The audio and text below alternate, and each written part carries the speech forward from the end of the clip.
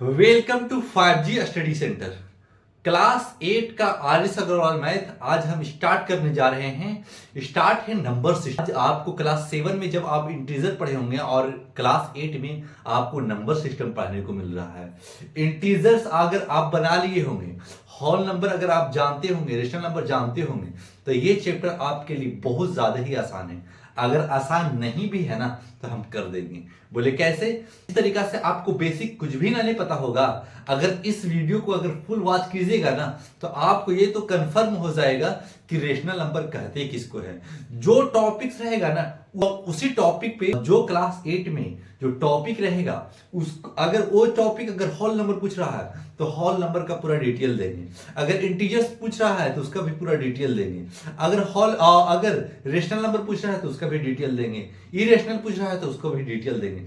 लेकिन step by step तभी समझाएंगे जब आप फुल वॉच कीजिएगा। अगर फुल वॉच करते हैं तो ये कॉन्सेप्ट आपके माइंड में आसानी से सेव करने की कोशिश करेंगे। लगातार आप मेहनत करते हैं तो इन क्या अभी देखा पॉज करके हट गए। अगर पॉज करके हट जाइएगा तो आप अपना ले रहे हैं, दूसरे का कुछ भी नहीं ले पा रहे हैं। अगर आप सीखते हैं, अगर दो शब्द भी सीख कर जाते हैं तो आपको एग्जाम में प्रॉपर मिलेगा ना तो दिल खुश हो जाएगा कि वाकई में हम मेहनत किया था और मेहनत का फल मिल रहा है। तो आप इस तरीका से मेहनत कीजिए ताकि आप तरीका से 2 चैप्टर 3 चैप्टर का एग्जाम होता है ना हाफ ईयरली में जब आप एग्जाम होगा तो नंबर सिस्टम से क्वेश्चन पूछा जाएगा और फुल ईयरली में तो पूरा ही आएगा। लेकिन अगर जब तक आप सीखते नहीं हैं, जब तक आप कॉन्सेप्ट नहीं बनाते हैं, जब तक आपके माइंड में क्वेश्चन सेव नहीं होगा, जब क्वेश्चन सेव नहीं होगा तो आप इस क्वेश्चन को आसानी से बना नहीं सकते। अगर बनाना तभी आपको आएगा जब आप कंसिस्टेंस, अगर आप मेहनत कर रहे होंगे तो आपके लिए आसान होगा। अगर मेहनत नहीं कर रहे होंगे तो हल्का भारी लग सकता है। लेकिन हम पूरा कोशिश करेंगे कि आपके माइंड में पूरे आसान शब्दों में समझाएं, आसान भाषा में समझाएं ताकि आपको ये कैलकुलेशन आसान लगे। और ये रेशनल आधा क्वेश्चन लेकर आए हैं, आधा क्वेश्चन अगले एपिसोड में डालने की कोशिश करते हैं ताकि बच्चे देखकर बोरियत ना हो और कम समय में बेहतर कर पाए। तो चलिए स्टार्ट करते हैं क्वेश्चन नंबर फर्स्ट से। इसमें क्वेश्चन पढ़िए, पहले लिखा हुआ है question number first, express -3/5 as a rational number with denominator. Denominator और न्यूमिनेटर कहते किसको है? जैसे कि ए ऊपर है और बी नीचे है। अगर बी नीचे है तो ये डिनोमिनेटर हो जाएगा और ए ऊपर है तो ये न्यूमिनेटर हो जाएगा। तो न्यूमिनेटर और डिनोमिनेटर अगर माइंड में नहीं होगा तो सेव कर लीजिएगा। जो ऊपर वाला होगा उसे न्यूमिनेटर कहेंगे, जो नीचे वाला, जैसे एक्स ले लेते हैं, वाई भी ले सकते हैं, कुछ भी ले ले, ऊपर वाला न्यूमिनेटर होगा और नीचे वाला डिनोमिनेटर होगा। लेकिन अगर इसको हिंदी में इसको अंश कहेंगे, इसको हर कहेंगे तो हिंदी से कोई मतलब नहीं। अगर आप हमेशा समझिएगा जो ऊपर रहेगा ऊपर न्यूमिनेटर होगा और जो नीचे रहेगा उसको डिनोमिनेटर कहेंगे और डिनोमिनेटर कहेंगे। अब इसमें बोलेंगे कि रेशनल नंबर कहते किसको है। देखिए रेशनल नंबर कहते किसको है सर? रेशनल नंबर वैसे नंबर को कहते हैं जो पी वाई क्यू के रूप में हो और Q नॉट इक्वल टू 0 हो, उसे रेशनल नंबर कहेंगे। अगर ये कॉन्सेप्ट अगर माइंड में रखिएगा तो ये कॉन्सेप्ट 9, 10 दोनों में काम आएगा और √2, √3, √5 जो बार बार क्वेश्चन 10 में पूछता है ये आसान हो जाएगा अभी। तो इस तरीका से आप रेशनल नंबर का किसी का भी अगर बोलिएगा ना डेफिनेशन दो कि रेशनल नंबर कहते किसको है, पी वाई क्यू के रूप में हो और Q नॉट इक्वल टू 0 हो, उसे रेशनल नंबर कहेंगे। बस आपको डेफिनेशन इतना ही देना है, ये साइड में लिख लीजिएगा और बनाना स्टार्ट कीजिएगा। बस इतना ध्यान रखना है कि न्यूमिनेटर डिनोमिनेटर दोनों बता दिया है। अब बोल रहा ना कि ये नंबर जो दे चुका है ना, अब डिनोमिनेटर है, इसका मतलब है कि नीचे वाला पार्ट को कैसे हम कितना से मल्टीपल करें कि 20 आ सके। तो आप हमेशा के लिए याद रखिएगा कि डिनोमिनेटर को जब भी इस तरीका से ऐसा दे ना और इस जगह पर ऐसा ऐसा नंबर दे दे तो एग्जाम में हमेशा याद रखिएगा कि हम कितना से मल्टीपल करें कि 20 बन जाए। डिनोमिनेटर को मल्टीपल करें कितना से, यानी 4 से मल्टीपल करेंगे और जब 4 से नीचे मल्टीपल करेंगे ना तो ऊपर भी यानी से मल्टीपल करना पड़ेगा। अगर जैसे कि इस यहां तो देख रहे होंगे कि अगर हम इसको 4 से मल्टीपल करते हैं तो ऊपर भी 4 से मल्टीपल करते हैं। ऐसा ऐसा क्यों? क्योंकि बैलेंस होना बहुत जरूरी है। अगर बैलेंस मैथ को नहीं करते हैं तो आपका क्वेश्चन हमेशा गलत होगा। तो देखिए इस जगह पे हम पूरा सॉल्यूशन दिया है, आपको इतना समझा रहे हैं लेकिन हम सॉल्यूशन पूरी तरीके से लिख चुके हैं। काजी लिखा है multiplying numerator and denominator by 4। Numerator और डिनोमिनेटर दोनों में मल्टीप्लाई करना है, किससे? 4 से। इन्हें एक में किया, एक में छोड़ दिया तो क्वेश्चन गलत हो जाएगा। दोनों में करना है। मैथ कहता है कि दोनों बैलेंस लेकर चलना होता है, तभी आपका राइट आंसर आएगा, ऐसे गलत हो जाएगा आपका राइट आंसर। तो इस तरीका से आपको ध्यान देकर चलना होगा। कैसे मल्टीपल करें कि डिनोमिनेटर 30 आना चाहिए, वो भी माइनस में 30 आना चाहिए। तो इस जगह पे देखिएगा माइनस में 30 आना चाहिए, तो ये क्वेश्चन आपका बन रहा है। और हम न्यूमरेटर और डिनोमिनेटर दोनों में कितना से मल्टीपल करेंगे? 6 से मल्टीपल करेंगे तभी तो 30 मिलेगा। वो भी कितना? -6 से कीजिएगा और -6 कीजिएगा तो न्यूमरेटर में जितना किया डिनोमिनेटर में उतना ही करना पड़ेगा। देखिए ऊपर भी और नीचे भी दोनों में मल्टीपल कर दिया, किससे? -6 से। बोले कि सर ऐसा क्यों करते हैं? इसलिए करते हैं कि अगर इसको प्रूव करके दिखाना होगा कि रेशनल नंबर डिनोमिनेटर से ऐसे मल्टीपल करें कि -30 आना चाहिए। क्वेश्चन नंबर सेकंड में बता रहे हैं ऐसे। तो क्वेश्चन नंबर सेकंड में फिर क्या लिखा है? मल्टीप्लाई न्यूमरेटर एंड डिनोमिनेटर -6 से मल्टीपल करना है। और इस तरीका से आपको क्वेश्चन नंबर फर्स्ट का फर्स्ट और सेकंड हो चुका, समाज का थर्ड क्या है? 35 लाना है।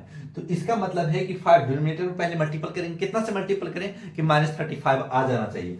तो आपको पता होगा कि ऊपर और नीचे दोनों से मल्टीपल करेंगे। देखिए ये दोनों से मल्टीपल करेंगे तो 35 आएगा। तो एज इट इज उसी नंबर से ऊपर भी मल्टीपल करना है। आपको हम बैलेंस करने के लिए सिखा दिए हैं कि एज इट इज अगर हम 10 से ऊपर भी मल्टीपल करेंगे तो 10 से नीचे भी मल्टीपल करेंगे, लेकिन इस जगह पे 35 लाना है तो 7 से मल्टीपल करना पड़ रहा है। तो 7 से मल्टीपल करें तो ऊपर नीचे दोनों मल्टीपल करना पड़ेगा, यानी न्यूमरेटर में भी और डिनोमिनेटर में भी। इस जगह पे हम लिख दिया है multiplying numerator and denominator by 7, दोनों में मल्टीप्लाई करेंगे तभी आपका राइट आंसर मिलेगा।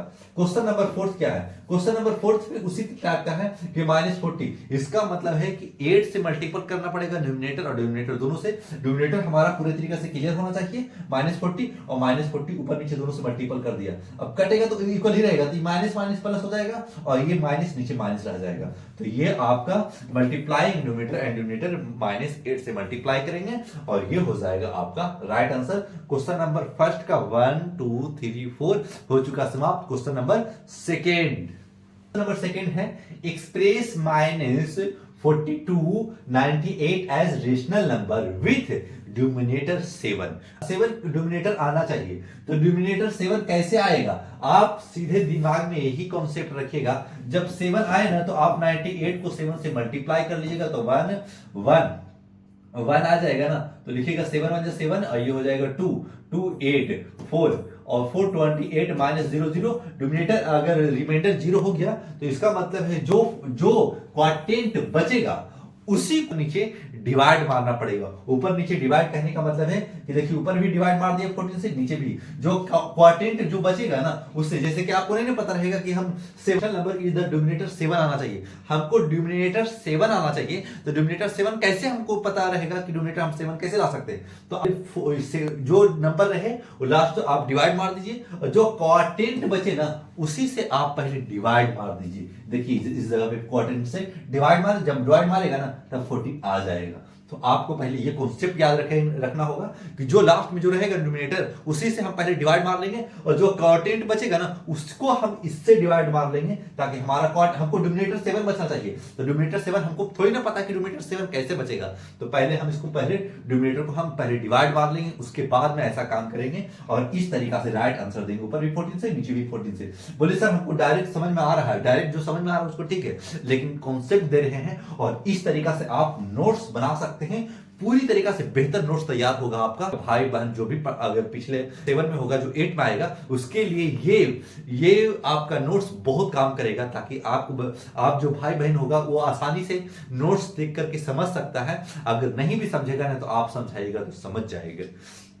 तो आप इस तरीका से पढ़ाई पढ़ रहे हैं ताकि आप 9th के लिए बेहतर हो पा रहे हैं। अगर कैलकुलेशन है तो ठीक है, नहीं कैलकुलेशन है तो वीक रख सकते हैं। तो क्वेश्चन नंबर सेकेंड भी हो चुका समाप्त। क्वेश्चन नंबर थर्ड क्या है लिखा हुआ express -48/60 S in the rational number with denominator 5। अब काची कीजिए ना, डिनोमिनेटर को अब 5 से मल्टीप्लाई कर दिए, ऐसे तो पता होगा कि 12 आएगा, तो 12 का पता होगा, लेकिन हमको लाने के लिए क्या करेंगे, 5 से डिवाइड मारेंगे और 12 25 60 हो जाएगा, और 12 25 60 हो जाएगा तो 0 0 इस तरीके से देकर चल सकते हैं। अब देखिए 12 क्वार्टर बचा, अब इस जगह पे बस इसी जगह पे आप डिवाइड मार दीजिएगा ताकि आपका न्यूमरेटर सेम हो जाएगा, और फिर काट पीट कीजिएगा ना तो आपका आ जाएगा। बोले कैसे काट पीट करेंगे सर, डिवाइड तो मार रहे हैं, जैसे कि 12 चौ 48 होता है और 12 25 60 होता है, तो देखिए डिनोमिनेटर 5 आ रहा है, डिनोमिनेटर 5 आ रहा है, और ये हो जाएगा आपका राइट आंसर। इस तरीका से आप कॉपी और पेन लेकर बैठे हुए होंगे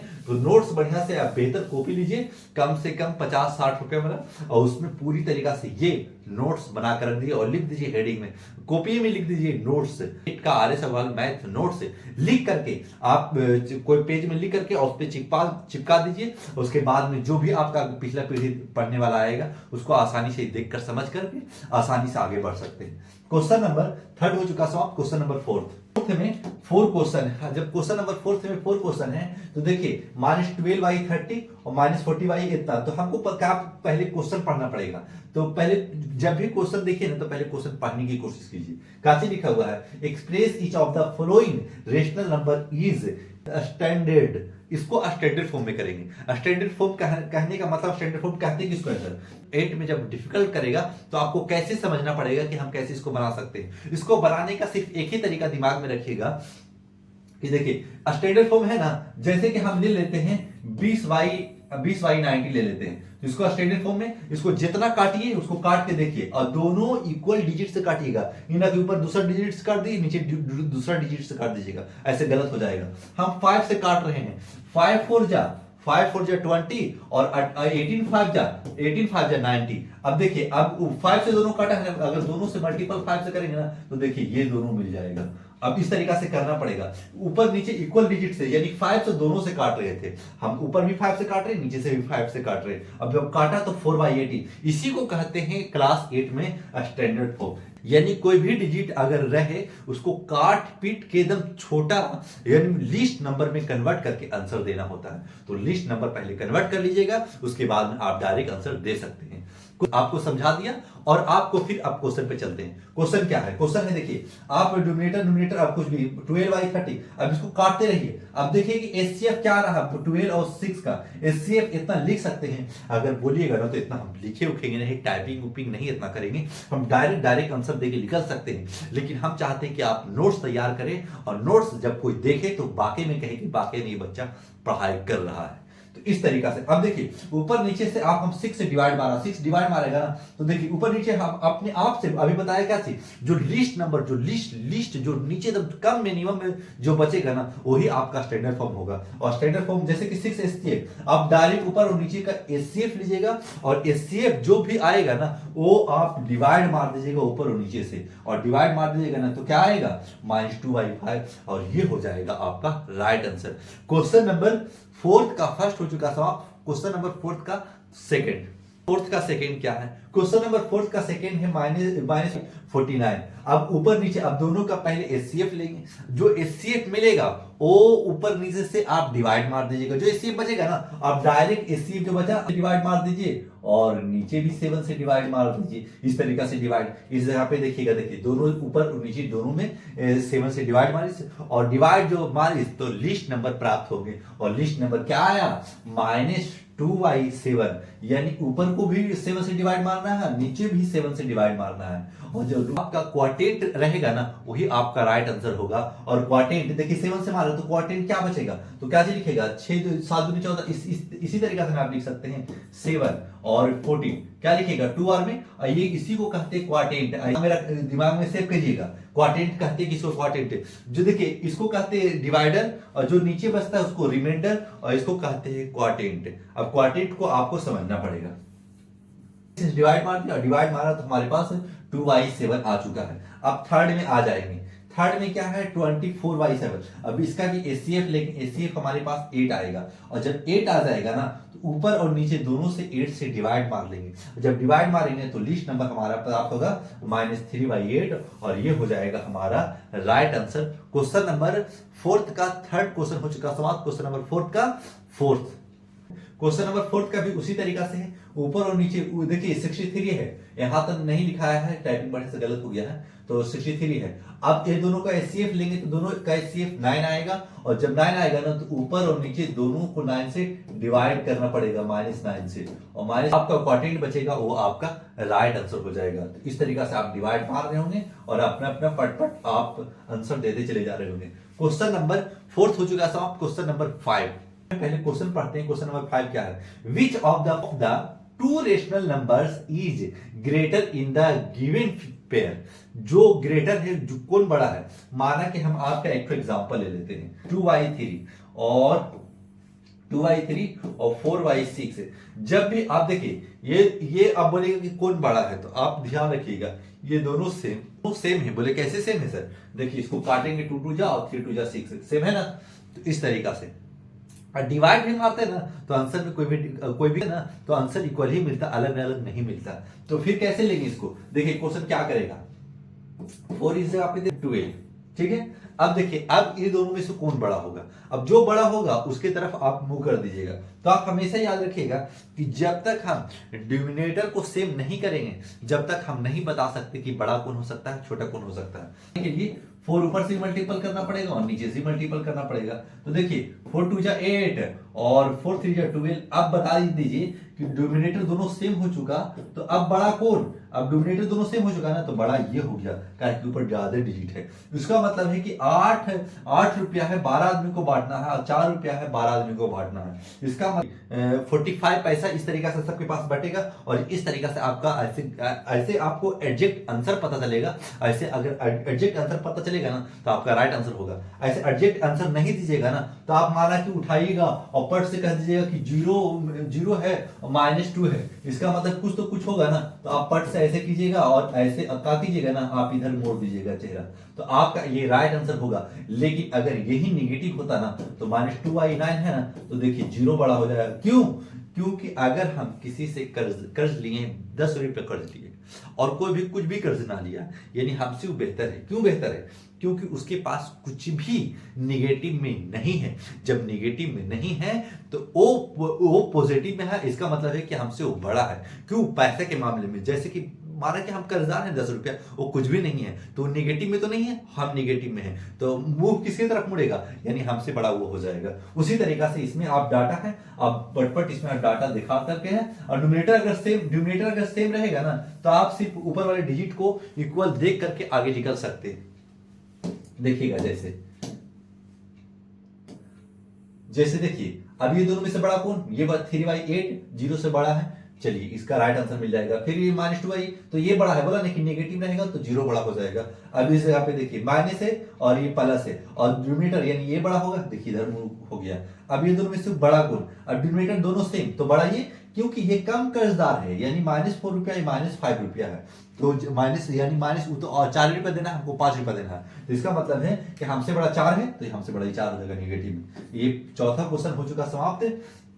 क्वेश्चन नंबर 5वां, यानी 5 को क्वेश्चन नंबर 5 का 5 क्या है, उसी तरीका से क्या डिनोमिनेटर और defined the LCM denominator of 3। अगर इतना करना चाहे तो कर सकते हैं, नहीं करना चाहे तो पर भी आपका आंसर राइट आएगा। आपको सिर्फ डिनोमिनेटर सेम करना होता है। देखिए इसका भी काम डिनोमिनेटर ही सेम करना है, टाइपिंग वाले को। देखिए ऊपर डिनोमिनेटर को सेम कर दिया, यहाँ भी सेम कर दिया, यहाँ ये दोनों को सेम कर दिया डिनोमिनेटर में। अब देखा कि ऊपर वाला डिजिट किसके पास बड़ा है, जो बड़ा है उधर निकल गया। तो बोलेंगे सर कि अगर हम ये 8/12 दे चुका है और 9/12 है, अगर दोनों में निगेटिव रहता तो बड़ा ये, लेकिन दोनों पॉजिटिव है तो बड़ा ये। तो कंफ्यूजन दूर कर लीजिए कि अगर जो ज्यादा डिजिट बड़ा है और उसके पास निगेटिव है उतना ही वो छोटा होगा। क्वेश्चन नंबर 5 का 5 हो चुका साहब। क्वेश्चन नंबर 5 का 6 है। क्वेश्चन नंबर 5 का 6 उसी तरीका से डिनोमिनेटर पहले एक इक्वल कर देंगे, दूसरे इधर भी मल्टीपल कर लेंगे, इधर भी मल्टीपल कर लेंगे, तो -1/2 और -2/2। अब दोनों में से डिनोमिनेटर सेम हो गया तो बड़ा कौन, दोनों ये बड़ा हो गया, ताकि कम कर्जदार है। तो देखिए इस तरीका से बना हुआ है, तो आपको इस तरीका से बनाना पड़ेगा और आंसर आसान भाषा में देना पड़ेगा। क्वेश्चन नंबर 5 हो चुका साहब, क्वेश्चन नंबर 6।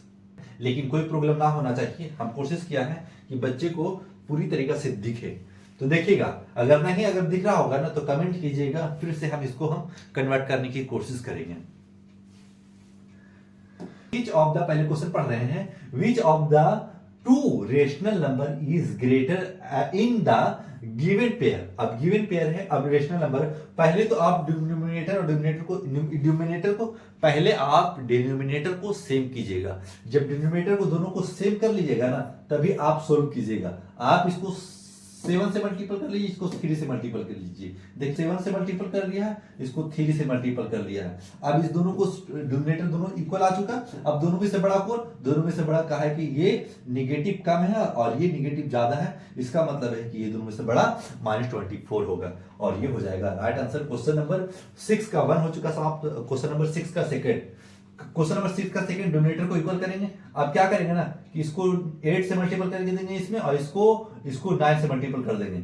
इसको कर देंगे 8 से, इसको कर देंगे 9 से। 9 से मल्टीपल इज 8 से मल्टीपल, और डिनोमिनेटर दोनों सेम। जब डिनोमिनेटर सेम तो ऊपर नीचे इक्वल डिजिट से मल्टीपल कर दे। जब इक्वल डिजिट से मल्टीपल कर दिया तो अब देखिए, आपको ये वाला नहीं आंसर देना है, आपको इसी में से आंसर देना है। आपको इसी में से आंसर देना है कि बड़ा में से छोटा, लेकिन आपको पता प्रॉपर इसी जगह पे पता चलेगा। इस जगह पे नहीं पता चलेगा कि आप डायरेक्ट ऐसे नहीं आंसर दे सकते। आप जैसे कि एग्जामिनर घुमाने, अगर डिजिट घुमाता है ना तो घूमिएगा नहीं, आप समझ कर बनाइएगा। तो क्वेश्चन नंबर 2 को इस तरीका से, उसी तरीका से क्वेश्चन नंबर 3 को ही बनाइएगा। जिस तरीका से आप डिनोमिनेटर को सेम कर लीजिएगा, डिनोमिनेटर को दोनों को सेम कर लीजिएगा, और फिर जो बड़ा रहेगा उसके हिसाब से आप डायरेक्ट आंसर देके निकल सकते हैं। क्वेश्चन नंबर 6 का 1st, 2nd, 3rd हो चुका समाप्त। Question number 5, 6